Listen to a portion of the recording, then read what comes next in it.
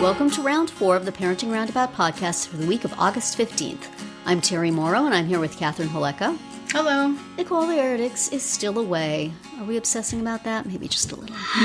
As moms of teens and young adults, we've survived those little kid days, yet we're still rethinking the decisions we've made all through our kids' lives and worrying about what's going on right now.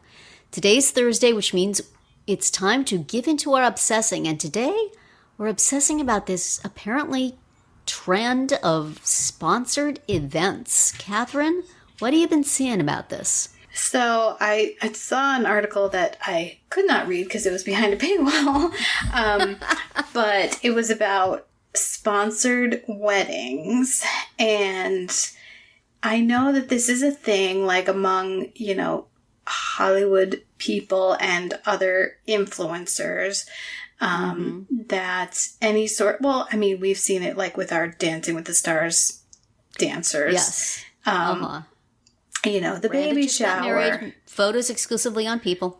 Right. So there's there's the photo deals, and then there's, actually sponsoring the events, whether it's through,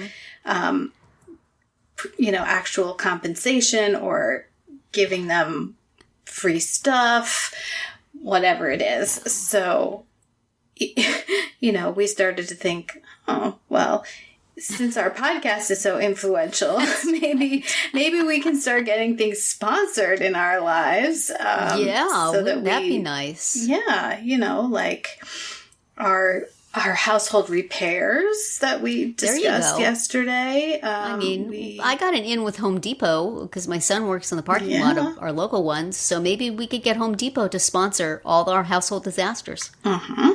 There you go. We'll put orange around everywhere. And, it could work out.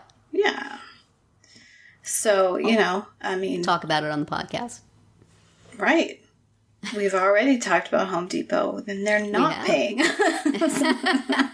This is maybe the problem, is that we talk too much already, and they go, why would we pay you? Right. Exactly. What would you like to get sponsored, Catherine? Well, let's see. What I really would like to get sponsored is my child's skating, because, even though she's in college now, it is not a school sport. And so that means somebody has to pay for it. And that is me. And of course they do fundraising, and they do, they have actually what we thought was kind of a good fundraiser right now, where you buy, it's almost like a football pool for the whole season. Where you get like this sort of like a bingo card kind of, and whatever, and then it has to do with however many points the team, each week you're assigned a couple of teams, and however many points the team scores, and you get those points. And anyway, so it seemed like a fairly painless way to make money. And our family personally sold a whole slew of these things. But then when I look at the ticker on the page and see how much money they've raised and how close they are to their goal, not that close. I'm like, come on, guys. Somebody else get out there. Yeah. So, because here's the thing with, I don't know if you know this, but fundraising for kids' sports. The way that most of the teams that I've been affiliated, and activities that my kids have done, it used to be that, you're raising money for yourself, right? If you sold the most pizzas, then you get that much money reduced off your cost. That's the way you did it in band. Right. But they can't do that anymore. There's tax implications apparently about that. And so basically everyone is raising money just for the common good. So there's no incentive basically to do the most so that you can personally benefit. It's removed because, yes, if you do a lot, then that's great and that helps you. But if you do nothing, you also you also can reap the reward. So, right. So we definitely need some more sponsors coming forward to take care of that team. Yeah. So that would be good. That would help me out significantly. You would mention some skate manufacturer or other outfit on the podcast. Yes, I sure in return. would.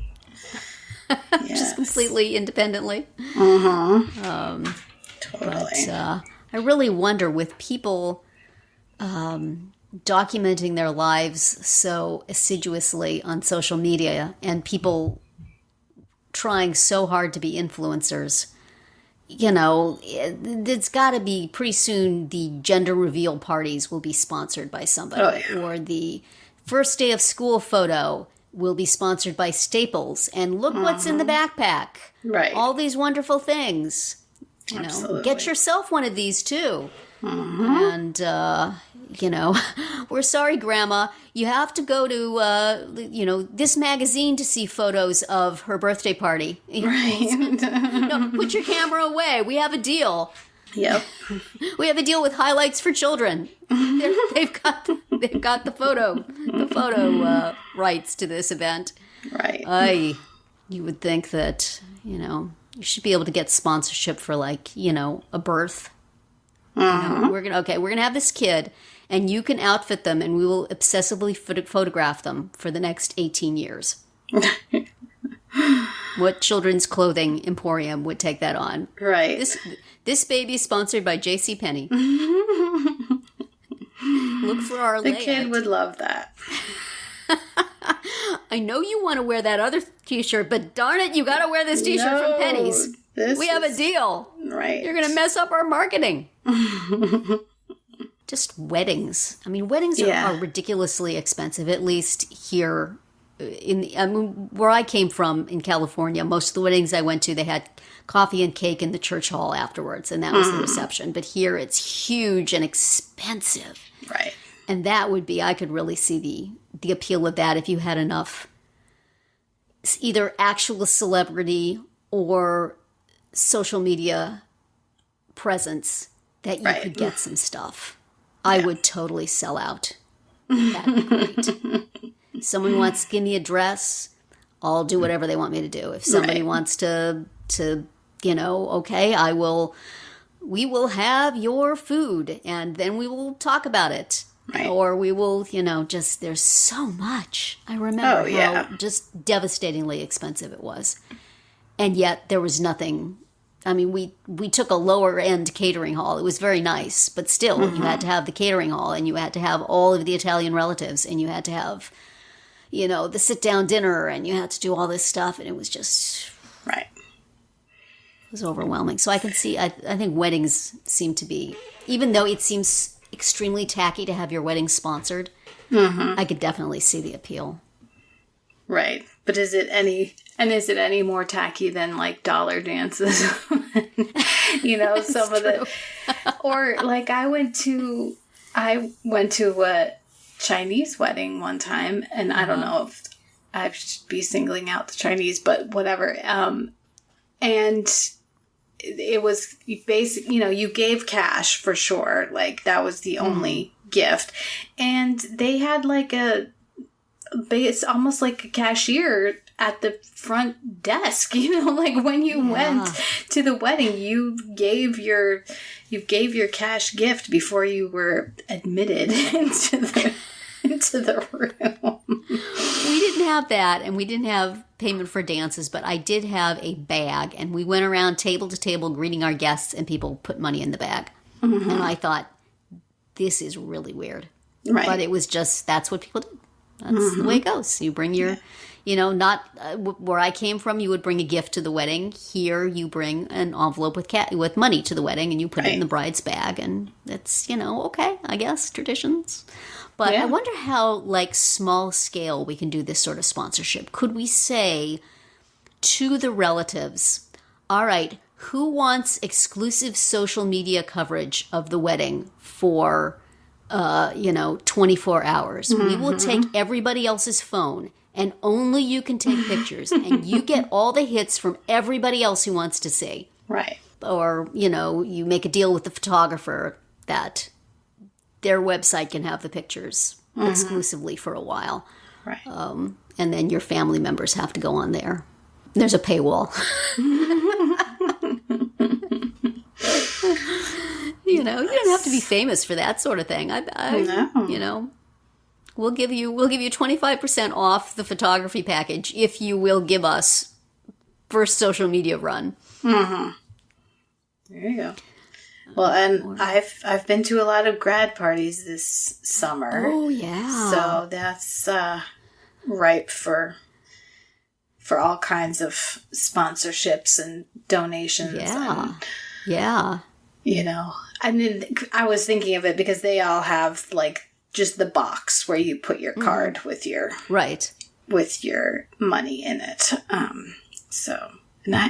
had to kind of cheap out because I had there were so many. I literally went to 10. So, well, between my son and I, we went to 10. I think I counted. So, wow. I can't be giving $100 to every kid. Yeah. So I need someone to sponsor my going to the grad parties. That's going to be the next level. Individual guest sponsorships. Yes. I will go there and I will pose in your dress, or I will pose with a I will hold your item while they're taking pictures. Yes. And then everybody there will see them who looks at the pictures. That would be helpful, wouldn't it? Right. If you get money for the sponsorship, and then you pay the kid out of it, and then you get the rest. Right. So many. We got to adapt this down to our level. Right. Just like trips to the grocery store. Yeah, exactly. And not a local business, but the number of times I've mentioned Starbucks on this podcast. There you go. They should at least give you a mug. For all the mentions. Yes. This, it'd be interesting to see where this goes, because I definitely do see more and more of the, exclusive photos of a particular event, or, name brands at an event where you would not expect to see them. So that's probably a sponsorship, or, great photo shoots of somebody getting a dress that they've no doubt been sponsored for. And, we need to bring this down to a reasonable level. Right. The Parenting Roundabout will be willing to sponsor your event, but you'd have to pay us. That doesn't work, does it? You can use our logo, though. We'll give you a T-shirt with our logo, and then you can go to the event and talk about us. There you go. But we won't pay you anything. So sorry. That doesn't work. That's the wrong business model. Anyway, it's a lot to think about. Yes. It seems like a lot of potential there for somebody. Possibly not us.